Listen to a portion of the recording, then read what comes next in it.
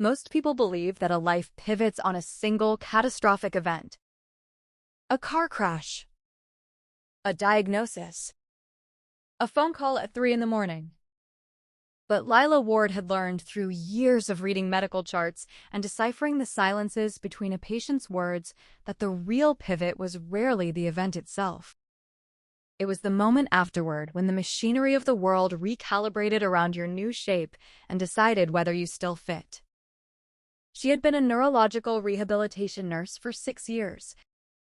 3 months ago, a man in a bespoke charcoal suit had approached her outside the sliding doors of Mount Sinai at 11:47 p.m.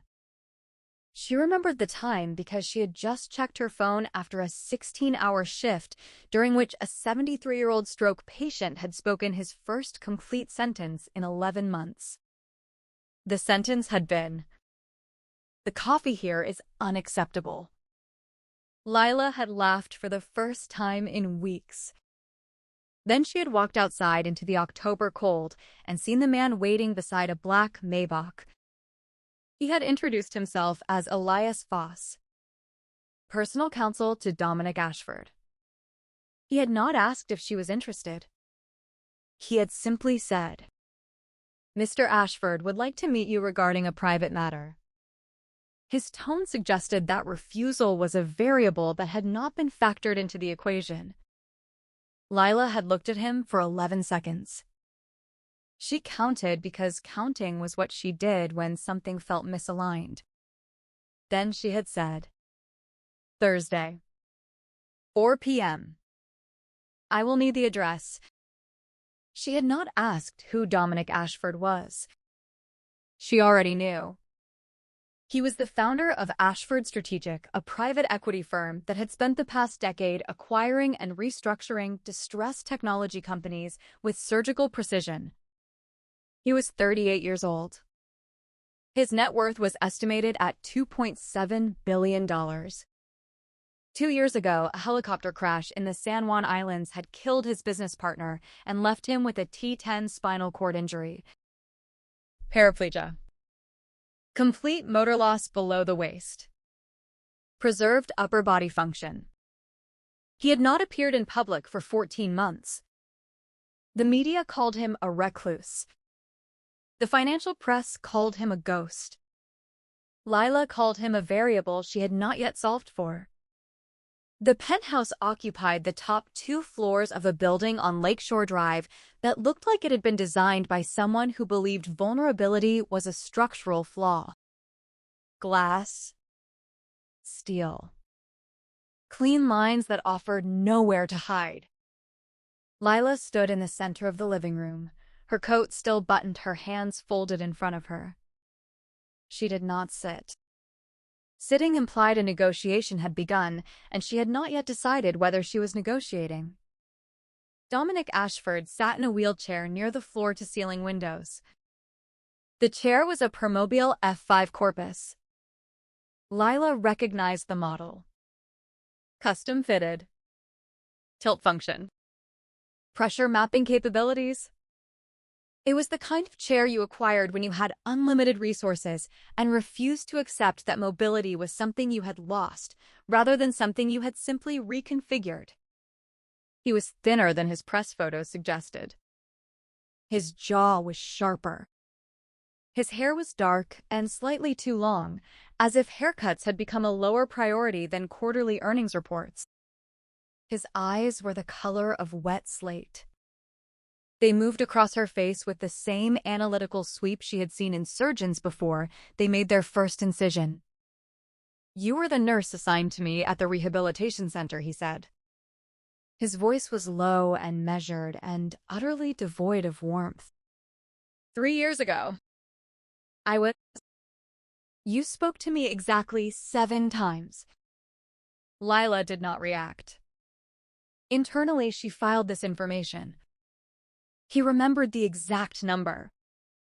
That suggested either eidetic memory or a deliberate review of his own medical records. Both were useful data points. The first time you told me that my transfer technique was inefficient. The second time you asked if I wanted the blinds adjusted. The third time you told me I was being an asshole to the occupational therapist. A pause. The corner of his mouth moved. Not a smile. The suggestion of one. You were correct. She was being overly solicitous. Lila inclined her head. Is that why I'm here? Because I was honest with you 3 years ago. No. You're here because I need a wife. The words landed in the silence like stones dropped into still water. Lila did not flinch. She had learned long ago that flinching was a luxury afforded to people who could afford to show weakness. She simply waited. Dominic explained. The terms were precise. A 1-year contract marriage. Public appearances only. Separate living quarters within the penthouse. No physical expectations.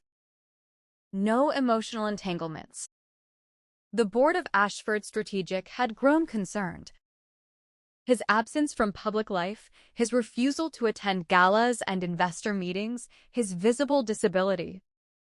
All of it had combined into a narrative that he was diminished. Weak.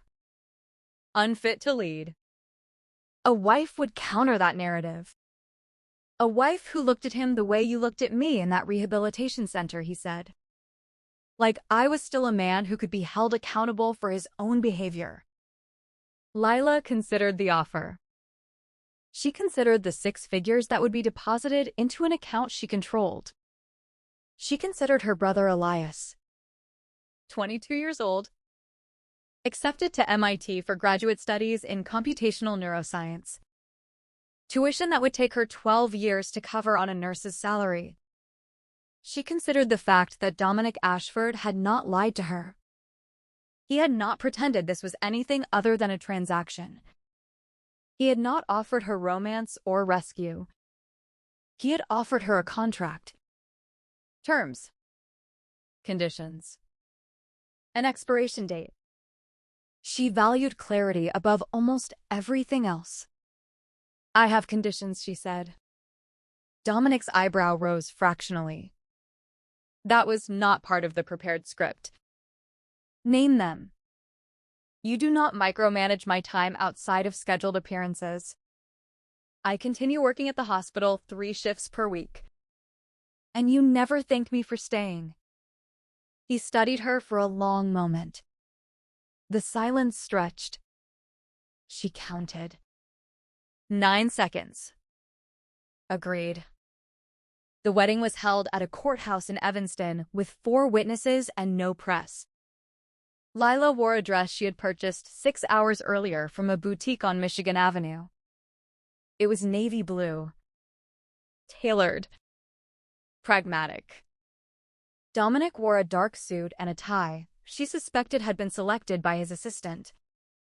The ceremony took 12 minutes. Afterward, they returned to the penthouse in separate cars.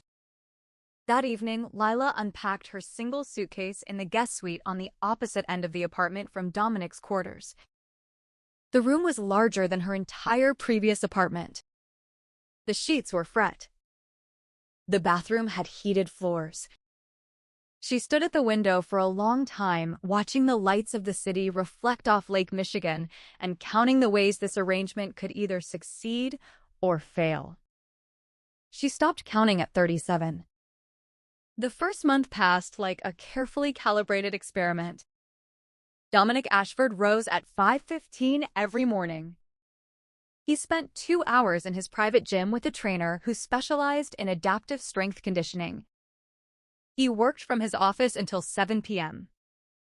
He ate dinner alone. He spoke to Lila exactly as often as required for the maintenance of appearances. 17 words on Monday. 12 on Tuesday. A significant escalation to 24 on Wednesday when they were required to attend a charity luncheon together. Lila observed. That was her function. She observed the way Dominic's hands moved when he was frustrated. Precise. Controlled. The tension localized to his right thumb, pressing against his index finger. She observed that he never asked for help adjusting his chair, even when the transfer required visible effort. She observed that his staff of 4, an assistant, a chef, a housekeeper, and a driver, all communicated with him in a kind of shorthand that suggested years of loyalty. The chef, a woman named Margot who had been with him for 11 years, placed his coffee on the left side of his desk every morning at 7-Eleven, exactly. She never placed it on the right. Lila filed this detail. On a Thursday evening, 3 weeks into the arrangement, Lila returned from a 12-hour shift to find Dominic in the living room. The lights were off except for a single lamp. He was sitting near the window, staring at the dark expanse of the lake. His posture was different. Not the composed, erect posture he maintained in public. Something had collapsed. A subtle inward curve of his shoulders. A slight tilt of his head. She recognized the posture. She had seen it in patients who had just received a diagnosis they had been dreading. She did not announce herself. She simply walked to the kitchen, poured 2 fingers of the Lafroig she had noticed in the cabinet, and set it on the table beside him. She did not ask if he wanted it. She did not say anything at all. Dominic looked at the glass. Then at her. His eyes were red. Not from crying. From the effort of not crying. That distinction mattered. "The board is convening a vote," he said. His voice was flat. "They want to remove me as CEO. Quiet transition. Keep the brand intact. Minimize shareholder disruption. They have already drafted the press release." Lila sat down in the chair across from him. She did not offer comfort. Comfort was not what he needed. She offered something rarer. Attention. What is their stated justification? Dominic's mouth twisted. Not a smile. A reflex. Stated justification is concern about my capacity to lead given my visible disability. Actual justification. 2 board members have been positioning for this since the crash. They have been waiting for a vulnerability to exploit. My visible presence in a wheelchair gave them the opening they needed. He picked up the glass. His fingers were steady. Years of grip training. Deliberate. "What do you need from me?" Lila asked. Dominic looked at her.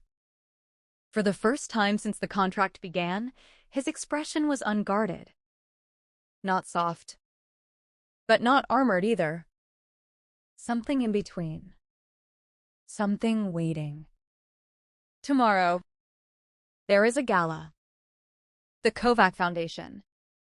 One of our largest institutional investors will be there. He paused. I need you to stand beside me and look at me the way you looked at me 3 years ago. Like I was not a diagnosis.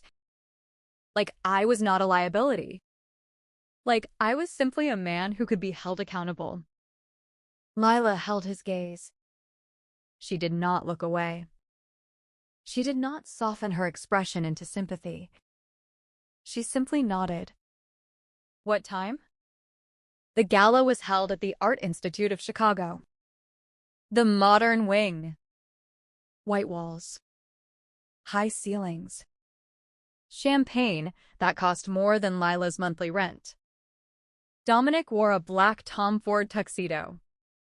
Lila wore a dress she had selected with the same pragmatism she applied to everything else. Elegant. Understated. Silent. She walked beside his chair. Not behind. Beside.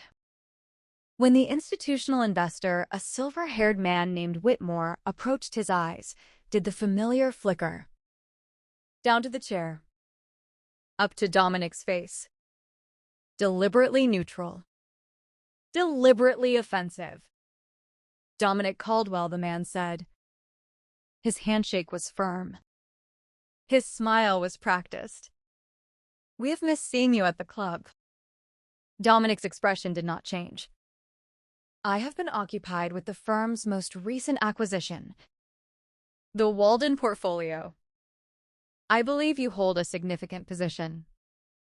Whitmore's smile tightened almost imperceptibly. "A $35 million position. Then we should discuss the restructuring." Dominic's voice was calm. Utterly calm. "I have identified 4 operational inefficiencies that will increase EBITDA by 12% within 18 months. The conversation continued for 14 minutes. Lila counted. She stood beside Dominic, her hand resting on the back of his chair. Not possessively. Not performatively. Simply present. When Whitmore's gaze flickered down to the chair for the 3rd time, Lila spoke for the first time. "Mr. Whitmore." He looked at her. Surprised. As if the furniture had spoken. "I notice you keep looking at Mr. Ashford's wheelchair." Her voice was pleasant. "Curious. Is there something specific you wanted to ask about it? Perhaps the custom pressure mapping system. Or the titanium frame that reduces overall weight by 37%. I understand you have an interest in precision engineering." The silence that followed was exquisite. Whitmore's face underwent a series of micro-expressions that Lila catalogued with clinical interest. Surprise. Embarrassment. Reassessment. And finally, something that looked like respect. "I apologize, Mrs. Ashford." "That was rude of me." He turned back to Dominic. "I would be interested in reviewing those operational efficiencies. When you have time." Dominic's hand found Lila's where it rested on his chair. His fingers closed over hers briefly. A transmission. Not of affection. Of acknowledgement. "I will have my office send over the materials," he said. In the car afterward, the silence was different. Not empty. Full. Weighted with something neither of them was willing to disturb. Dominic spoke first. "You did not have to do that." "No, I did not." Lila looked out the window at the lights of Michigan Avenue sliding past. "I chose to." "Why?" She turned to look at him. In the dim light of the Maybach, his face was half shadow. His eyes were fixed on her with an intensity that made her chest tighten in a way she did not entirely welcome. "Because you are not a diagnosis," she said. "And I am tired of watching people treat you like one." Dominic said nothing, but his hand found hers again in the darkness. And this time, he did not let go. The headlines began appearing within 72 hours. Ashford CEO returns to public life, wife by his side. The woman who brought the billionaire back. Inside the marriage that saved a fortune. Lila read each one with the same detached analysis she applied to patient charts. She noted which publications used the word wheelchair and which used the passive construction confined to a wheelchair. She noted which photographs featured Dominic's face most prominently and which angled down to capture the chair first. She filed all of this. Data was never neutral. The framing always revealed the frame. Inside the penthouse, something was shifting. The shift was not dramatic. It was not announced. It was the slow recalibration of 2 people who had begun as contractual obligations and were becoming something neither had the vocabulary for. Dominic started appearing in the kitchen when Lila made coffee in the mornings. He did not speak.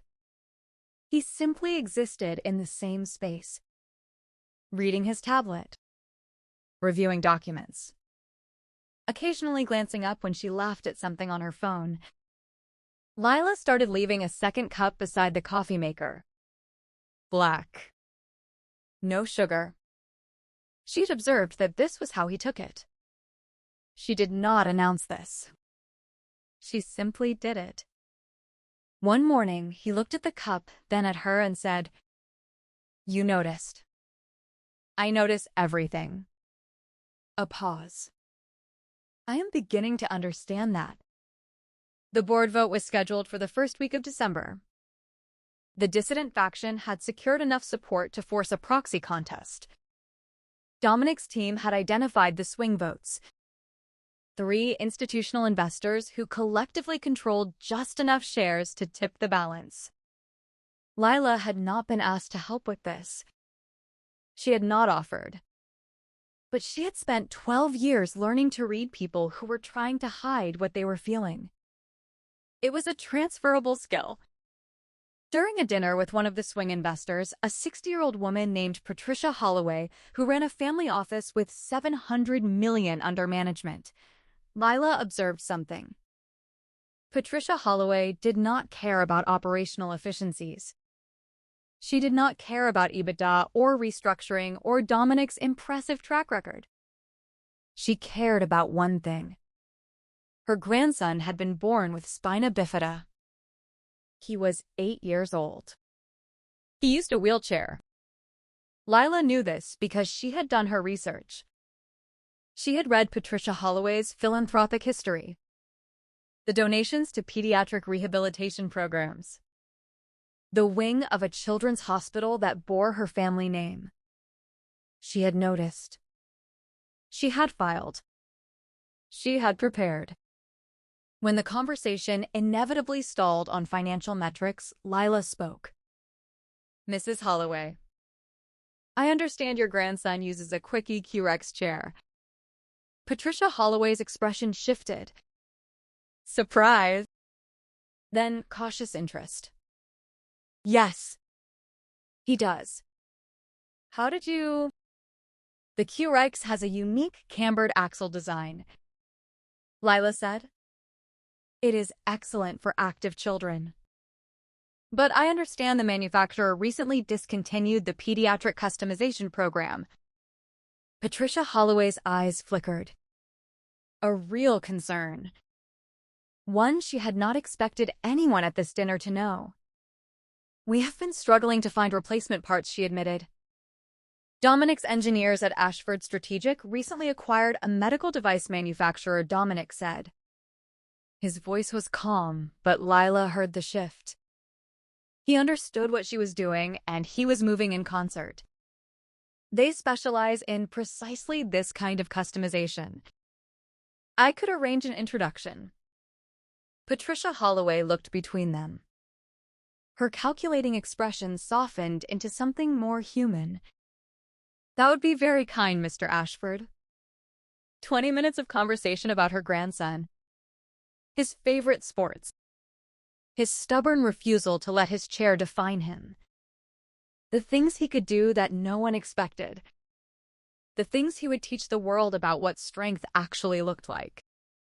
By the end of the evening, Patricia Holloway shook Dominic's hand with both of hers. "I will speak with the other members of the family office," she said. "I believe we may have been underestimating your leadership." In the car, Lila stared out the window. Dominic's voice came from beside her. "You researched her grandson." "Yes." "You did not tell me you were planning that." "You did not ask." He was silent for a long moment. Then, "When we were in the rehabilitation center 3 years ago, you spoke to me 7 times. I spoke to you once. You told me that my transfer technique was inefficient. You were correct. But do you know what I remember most clearly?" Lila turned to look at him. "What?" "You did not look at me with pity. You did not look at me with fascination. You looked at me like I was just another person who needed to learn something new." He paused. "No one had looked at me like that since the crash. You were the first." Lila felt something shift in her chest. A tectonic adjustment. She did not have a name for it. "I looked at you like that," she said, "because that is what you were." The vote was held on a Thursday. Dominic retained his position as CEO. The swing votes had held. The dissident faction was neutralized. Patricia Holloway had become an unexpected ally. The press covered it with the usual breathless speculation. But Lila did not read the articles. She was too busy noticing something else. The contract between them. The one-year arrangement. The expiration date. It was approaching. She had not marked it on a calendar. She did not need to. She knew exactly how many days remained. She counted. It was what she did. The realization arrived without drama. She was standing in the kitchen at 6 in the morning. Dominic was at the counter. His coffee was on the left side, the way it always was. He was reading something on his tablet. His brow was furrowed in that particular way she had learned to recognize as concentration rather than displeasure. The morning light caught the silver at his temples, the sharp line of his jaw, the way his hands moved across the screen with deliberate precision. Lila realized she was memorizing him. Not as a patient, not as a contract. As a person, she did not want to stop looking at. She set down her own cup. Dominic. He looked up. The contract ends in 6 weeks. The words were flat. Informational. She had not planned to say them. They had simply emerged. Like a splinter working its way to the surface. Dominic's expression did not change, but his hand stilled on the tablet. Yes, I know. He did not say anything else. He simply waited. The way he had learned to wait, for his body to learn new patterns, for the world to stop flinching when he entered a room, for her to decide what she wanted to say next. I do not know what happens afterward, Lila said. Neither do I. His voice was quiet. But I know what I want. She crossed the kitchen slowly. Her heart was beating in a way that would have concerned her if she were monitoring her own vitals. She stopped at the edge of the counter, close enough to see the pulse at the base of his throat. What do you want, Dominic? He looked at her for a long moment. His hand reached across the space between them and found hers. His fingers were warm, steady. The grip strength of a man who had spent 2 years rebuilding every muscle that still answered his commands. You, he said. I want you to stay. Not because of a contract. Not because of appearances. Because this place. His voice dropped. This place stopped being a transaction the moment you made Patricia Holloway believe her grandson mattered. Lila felt the words settle into her chest like stones into still water. Ripples. Expanding. Touching everything. I tore up the contract, she said. His brow furrowed. When 3 weeks ago. She met his eyes. I did not tell you because I wanted to see what would happen. When there was no expiration date. When neither of us was obligated. When the only reason to stay was that we chose to. Dominic stared at her. Then the corner of his mouth moved. Not the suggestion of a smile. The real thing. Slow. Unpracticed. Devastating. You tore up the contract 3 weeks ago. And you have been observing me ever since. She nodded. Like a subject in a longitudinal study. His laugh surprised them both. It was not loud. It was not performative. It was a genuine, startled release of something that had been held too long. You are the most terrifying woman I have ever met. I know. He pulled her closer. His hands framed her face. His thumbs traced the line of her jaw. His eyes held hers with an intensity that made the kitchen feel like the only room in the world. I am in love with you, Lila Ashford. The name was new. She had not used it. But he had. Deliberately. As if testing whether it fit. It did. She leaned in. Her forehead touched his. Her breath mingled with his in the small space between their mouths. I am in love with you, Dominic. Not because you are a billionaire. Not because you are a CEO. Not because you survived something that should have destroyed you. He waited. Why? Because you looked at me like I was the only variable you had never been able to solve for. And I realized I wanted to be the one equation you never finished. He kissed her. Slowly. Not the kiss of a man who was performing for cameras. Not the kiss of a contract. The kiss of someone who had learned that the body remembers what the mind tries to forget. And that some things were worth the wait. Months later, they attended Patricia Holloway's annual foundation gala. Her grandson was there, 8 years old, blazingly intelligent, wheeling through the crowd with the confidence of someone who had learned early that the world would underestimate him and that this was a weapon he could wield. He stopped beside Dominic's chair and looked at him with serious, dark eyes. You used the same chair my mom wanted for me. The Permobile F5. Dominic nodded. I do. Is it good? It is excellent. The boy considered this. Then my mom made the wrong call. Dominic's mouth twitched. Perhaps she made the call she thought was right at the time. That is what adults do. We make decisions with incomplete data, and then we live with them. The boy absorbed this, with the same grave attention he gave to everything. Then he said, My name is Leo. I am going to build a better chair someday. Dominic extended his hand. Leo Holloway shook it. Firm. Serious. A negotiation between equals. I will be your first investor, Dominic said. Across the room, Lila watched.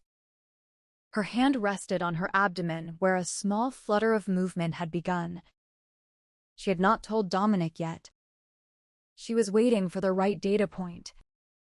The precise moment when certainty crossed the threshold into something she was willing to name. Patricia Holloway appeared beside her. You know, she said, her voice quiet. I almost voted against him. I know, Lila said. I read the preliminary proxy statements. Patricia laughed. A dry sound. Of course you did. She looked at Lila with new eyes. You are not what I expected. What did you expect? Someone who married a billionaire for his money. Lila watched Leo and Dominic across the room. They were discussing something with intense seriousness. Leo's hands were gesturing. Dominic was nodding. Equal. Engaged. Present. I did marry him for his money, Lila said. Initially. But then I stayed for something else. What? Lila turned to look at her. She smiled. Not the performative smile of a CEO's wife. The real one. The one she had learned from watching a man rebuild himself from the inside out. The audacity, Patricia said slowly, of loving someone for who they are, not what they can give you. Yes, Lila said. That is exactly it. That night, Lila lay in bed beside Dominic. His hand rested on her hip. His breathing was slow and steady. The city hummed beyond the windows. Indifferent. Eternal. She pressed her palm against her abdomen. The flutter came again. A small, insistent signal. Life. Reconfiguring everything. She closed her eyes and counted. Not the days remaining in any contract. Not the variables she had solved for. The heartbeats.